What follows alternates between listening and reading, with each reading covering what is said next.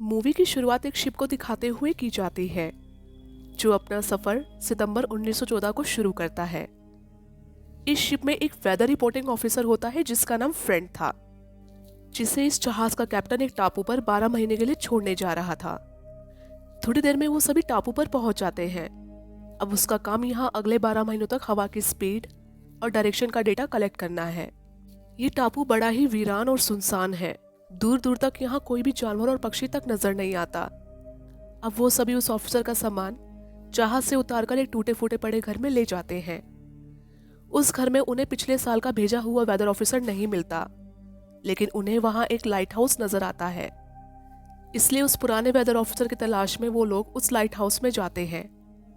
Light house में जाने के बाद उन्हें वहां एक आदमी सोता हुआ मिलता है। उनके काफी उठाने के बाद वो उठता है और उसकी हालत बहुत ही खराब थी।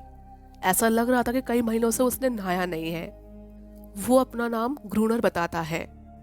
कैप्टन उससे पुराने वेदर रिपोर्टर के बारे में पूछता है तो वो बताता है कि वो तो कब का मर चुका है। अब फ्रेंड को छोड़ने के बाद कैप्टन उसे एक गन देता है ताकि वो जरूरत पड़ने पर अपना बचाव कर सके। कैप्टन उससे कहता है कि तुम अपना ध्यान रखना, हम तुम्हें लेने जरूर आएंगे। और ये कहकर वो सभी चले जाते हैं। अब फ्रेंड को अगले 12 महीनों तक इस टापू पर बिताने थे। अब रात हो जाती है। सामान की जांच करते वक्त फ्रेंड को पिछले वेदर ऑफिसर की डायरी मिलती है जिसमें उसने अजीबोगरीब जानवरों के चित्र बनाए हुए थे। डायरी पढ़ते वक्त फ्रेंड की आंख लग जाती है। सुबह हो जाती है और फ्रेंड वेदर रिपोर्ट का डेटा कलेक्ट करने लगता है। वो उसे एक डायरी में नोट करता है। अब रात हो जाती है।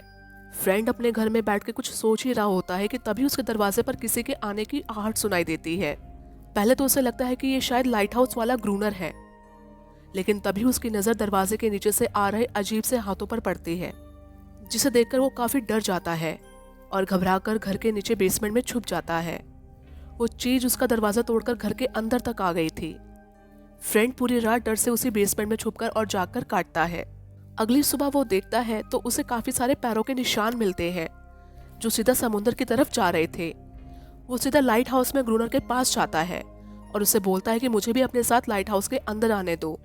कल रात मुझ पर किसी ने हमला किया, मेरी हेल्प करो। तभी ग्रूनर उसे बोलता है कि तुम्हें बोट पर ही रहना चाहिए था, और वो उसे लाइट हाउस में आने से मना कर देता है। इसके बाद फ्रेंड अपने घर के चारों ओर लकड़ियां लगाकर उसे मजबूत करता है ताकि वो चीज दोबारा घर के अंदर एंटर ना हो पाए। और अंदर उसे एक राइफल भी मिल जाती है जिससे उसका हौसला और भी मजबूत हो जाता है। अब रात हो जाती है। फ्रेंड देखता है कि वो क्रिएचर समुद्र से निकलकर उसी की तरफ आ रहे हैं। उन्हें करीब आता हुआ देखकर वो डरने लगता है और अगले ही पल वो क्रिएचर उस पर हमला कर देते हैं। इसलिए फ्रेंड डर के मारे उन पर अंधाधुंध फायरिंग करने लगता है। फिर वो घर के चारों ओर लकड़ियों में आग लगा देता है और आग से डरकर वो क्रिएचर्स भागने लग जाते हैं। लेकिन वो आग काफी ज्यादा फैलने लगी थी और उसका दरवाजा पूरा जलने लगता है। इसलिए मजबूरन उसे अपनी जान बचाने के लिए घर से बाहर निकलना ही पड़ता है। वो बाहर चट्टानों के पीछे छुप जाता है और वहीं छुपकर सारी रात गुजारता है। अगली सुबह वो देखता है कि सारी रात आग लगने की वजह से उसका पूरा घर जल चुका था। अब वो ग्रूनर का पीछा करने लगता है ताकि वो उसे मारकर लाइट हाउस में रह सके। उसका पीछा करते हुए वो एक झरने के पास पहुंच जाता है जहां ग्रूनर पानी भर रहा था, और वो पानी भरते वक्त ग्रूनर को शूट करने वाला ही होता है। लेकिन उसके ऐसा करने से पहले ही उनमें से एक क्रिएचर उस पर हमला कर देती है। अपनी जान बचाने के लिए फ्रेंड अब उस क्रिएचर को ही शूट करने वाला था। तभी ग्रूनर उसे रोकते हुए कहता है कि उसे मत मारो, ये मेरी पालतू है, इससे हमें कोई खतरा नहीं है, वो बाकियों से अलग है। अब ग्रूनर फ्रेंड को अपने लाइट हाउस में साथ रखने को तैयार हो जाता है।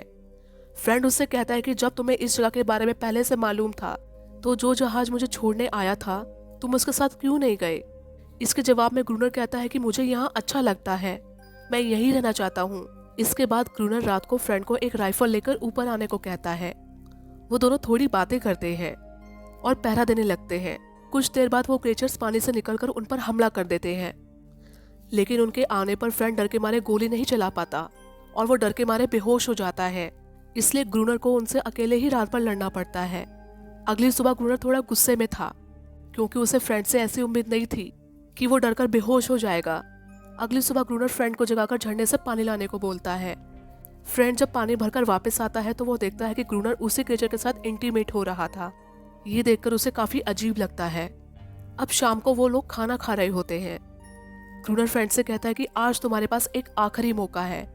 अब रात होने पर वो दोनों फिर से पहरा दे रहे होते हैं और कुछ ही देर में क्रीचर्स आने लगते हैं। उनके आने पर ग्रूनर जानबूझकर दरवाजा बंद कर लेता है और फ्रेंड को अकेले ही बाहर लड़ने के लिए छोड़ देता है। फ्रेंड दरवाजा खोलने के लिए चिल्लाता रहता है, लेकिन ग्रूनर जाकर सो जाता है। अगले दिन सुबह जब ग्रूनर दरवाजा खोलता है तो फ्रेंड पूरी रात क्रीचर से लड़ने के बाद वहां थका हुआ बैठा था। अब फ्रेंड अपने दिन गिनने लग जाता है कि कब उसके 12 महीने पूरे होंगे और वो यहाँ से जा पाएगा। अब अगले कई हफ्तों तक उन पर हमला नहीं होता। तभी फ्रेंड उससे कहता है कि शायद वो हमसे डर गए हैं, इसलिए हमला करने नहीं आ रहे हैं। ग्रूनर उससे कहता है कि ये तुम्हारी गलतफहमी है, मैं उन्हें तुमसे बेहतर समझता हूँ। वो अपनी संख्या बढ़ा रहे हैं और अगले हमले की तैयारी कर रहे हैं। अब फ्रेंड धीरे धीरे उस क्रिएचर को समझने की कोशिश करता है। अब उसे उससे डर भी नहीं लगता। वो उसका नाम अनेरिस रखता है। पिछले कई हफ्तों से उन पर कोई हमला नहीं हुआ था, इसलिए वो भी आराम करने लगते हैं। ग्रूनर फ्रेंड को चेस खेलने बुलाता है और वो दोनों चेस खेलने लगते हैं। बातें करते वक्त तभी अचानक से उन पर हमला हो जाता है और वो आज लाइट ऑन करना भी भूल गए थे। ग्रूनर और फ्रेंड ऊपर आकर उनसे लड़ने लगते हैं और जैसा ग्रूनर ने कहा था, इस बार उनकी संख्या काफी ज्यादा थी और लड़ते वक्त उनकी गोलियां खत्म होने की वजह से उन्हें भागना पड़ता है। इसी बीच एक क्रिएचर ग्रूनर के पैर को जख्मी कर देता है, इसलिए फ्रेंड ग्रूनर को लेकर दरवाजा बंद कर लेता है। अब वो उन क्रिएचर से पूरी तरह घिर चुके थे और वो रात भर यही सोच रहे थे कि कहीं ये क्रिएचर्स शीशा तोड़कर अंदर ना आ जाए। अब सुबह होते ही वो क्रिएचर पानी में जाने लगते हैं। हम देखते हैं कि अनेरिस ग्रूनर के जख्मों पर अपनी लार लगा रही थी, क्योंकि उसकी लार में एक ऐसा पदार्थ होता है जो जख्मों को जल्दी भर देता है। यहाँ फ्रेंड की नजर एक समुद्री जहाज पर पड़ती है, जिसे देखकर फ्रेंड खुश हो जाता है और उसे सिग्नल देने फ्लेयर लाने चला जाता है। लेकिन ग्रूनर ये नहीं चाहता था कि कोई इस टापू पर आए। उसे इस जगह से प्यार था, वो खुद को यहाँ का राजा मानता था। ग्रूनर फ्रेंड को जहाज को सिग्नल देने से भी रोक देता है और फ्रेंड बस उस जहाज को दूर जाता हुआ ही देखता रह जाता है। अब फ्रेंड अनेरिस को एक छोटी सी लकड़ी की बोट दिखाता है और कहता है कि मैं भी एक ऐसे ही बोट से यहाँ आया था। इसे देखकर अनेरिस उसे टापू के दूसरी ओर ले जाती है, जहाँ एक बोट पलटी हुई थी। फ्रेंड उस बोट को देखकर बड़ा खुश होता है और वो ये बात आकर ग्रूनर को बताता है। ग्रूनर कहता है कि मुझे ये बात पहले से ही मालूम है। फ्रेंड उससे कहता है कि तुमने मुझे ये पहले क्यों नहीं बताया। जिस पर ग्रूनर कहता है कि अगर तुम ये बोट लेकर समुद्र में जाते तो या तो तुम भूख से मर जाते या फिर तूफान से। वो उसे बताता है कि ये बोट लुटेरों की है, जो यहाँ से डायनामाइट की स्मगलिंग करते थे। ये सुनकर फ्रेंड उससे कहता है कि हमें उन डायनामाइट को ढूंढना चाहिए, जिससे हम बहुत सारे क्रिएचर्स को एक साथ मार पाएंगे। लेकिन ग्रूनर उसे मना कर देता है, क्योंकि समुद्र के अंदर जाने में बहुत खतरा है। इसके बाद ग्रूनर फ्रेंड और अनेरिस को एक साथ नहाते हुए देख चिढ़ जाता है और सोचता है कि फ्रेंड अब उसकी जगह ले रहा है। इस वजह से वो अगले ही पल फ्रेंड से कहता है कि मैंने अपना मन बदल लिया है, चलो हम डायनामाइट को ढूंढने चलते हैं। और अगले ही दिन वो बोट लेकर वहां जाते हैं, जहां वो शिप डूबा होता है। फ्रेंड को समुद्र में डायनामाइट बॉक्स मिल जाता है और अब लाइट हाउस आकर वो बहुत ही खुश होते हैं और जल्दी से लाइट हाउस के चारों तरफ डायनामाइट लगा देते हैं। लेकिन अब 3 हफ्तों तक फिर से कोई हमला नहीं होता। वो इस बारे में बात ही कर रहे होते हैं, तभी अनेरिस खाना लेकर उनके लिए वहां आती है। ग्रूनर अनेरिस को पीटने लगता है कि ये जरूर उन्हें बताकर आई होगी कि हमने डायनामाइट लगा रखे हैं। ग्रूनर फ्रेंड को कहता है कि आज रात तुम दरवाजा खोल देना, हम उन्हें इसका लालच देंगे और उन्हें यहाँ आने पर मजबूर करेंगे। इसके बाद ग्रूनर अनेरिस को ऊपर ले जाता है और जबरदस्ती उसे आवाज लगाकर क्रिएचर को बुलाने को कहता है। इसलिए अनेरिस जोर जोर से रोने लगती है और वो आवाज सुनकर थोड़ी ही देर में बहुत सारे क्रिएचर्स वहां आ जाते हैं और फ्रेंड पर हमला कर देते हैं। फ्रेंड उनसे लड़ता हुआ ऊपर आ जाता है। यहाँ ग्रूनर पैडल दबाने का सही समय का इंतजार करता है, लेकिन जब वो पैडल दबाता है तो डायनामाइट ब्लास्ट नहीं होता, क्योंकि वायर्स टूट चुके थे। और ग्रूनर उन्हें करीब आता देख पैडल छोड़कर उनसे लड़ने लगता है और इसके बाद वो वायर्स को कनेक्ट करके डायनामाइट में ब्लास्ट कर देते हैं, जिसके बाद चारों तरफ धुआं ही धुआं हो जाता है और पूरी रात वो वहीं पड़े रहते हैं। सुबह होते ही वो घायल क्रिएचर्स को मारने लगते हैं। तभी उन्हें पता चलता है कि कल रात के हमले के बाद से ही अनेरिस उन्हें छोड़कर जा चुकी है। अनेरिस के जाने के बाद फ्रेंड उसे मिस कर रहा था। फ्रेंड समुद्र किनारे वही नाव रख देता है जो उसने अनेरिस को दिखाई थी, क्योंकि उसे उम्मीद थी कि ये देखकर अनेरिस उनके पास वापस जरूर लौट आएगी।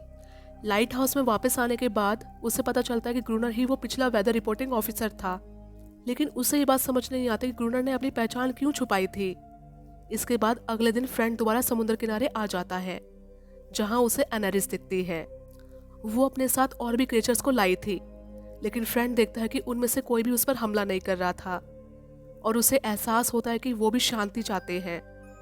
इसी बीच ग्रूनर वहां आकर उन पर हमला करने लगता है, जिस पर फ्रेंड चिल्लाकर उसे रुकने को कहता है और लाइट हाउस में जाने पर उन दोनों में फाइट हो जाती है।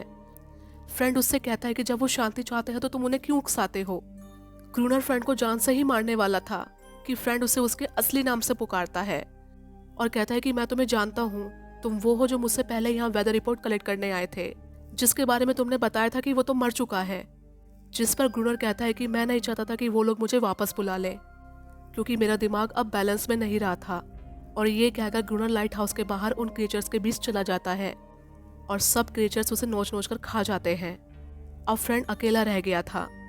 ऐसे ही समय बीत जाता है और हम देखते हैं कुछ ऑफिसर्स को जो उसी लाइट हाउस में आए थे, क्योंकि आज 1 साल पूरा हो गया था। वो फ्रेंड को वापस लेने आए थे, क्योंकि अब उसकी जगह दूसरा वेदर ऑफिसर आ गया था। वो फ्रेंड को ग्रूनर बुलाते हैं, लेकिन फ्रेंड भी उन्हें करेक्ट नहीं करता, क्योंकि अब से यही ग्रूनर है। कैप्टन उससे पिछले ऑफिसर के बारे में पूछता है। वो सेम यही बात बोलता है कि पिछला ऑफिसर तो बीमारी से मर गया। उसके सामने यहाँ से निकलने का मौका था, लेकिन अब वो वापस जाना नहीं चाहता था। वो अब सेम यही फील कर रहा था जैसा ग्रूनर फील किया करता था। वो यहाँ सबसे दूर शांति में रह रहा था। यहाँ कोई उसे कुछ कहने वाला नहीं था। अब उसे ये जिंदगी काफी अच्छी लगने लगी थी। तभी वो कैप्टन कहता है कि यहाँ की तलाशी ली जाए और हम देखते हैं एनेरिस को, जो वहां से भागकर समुद्र में चली जाती है, जिससे ये पता चल रहा था कि अब ये दोनों एक साथ रह रहे थे। इन्हें कोई तंग करने वाला नहीं था और ये मूवी यहीं एंड हो जाती है।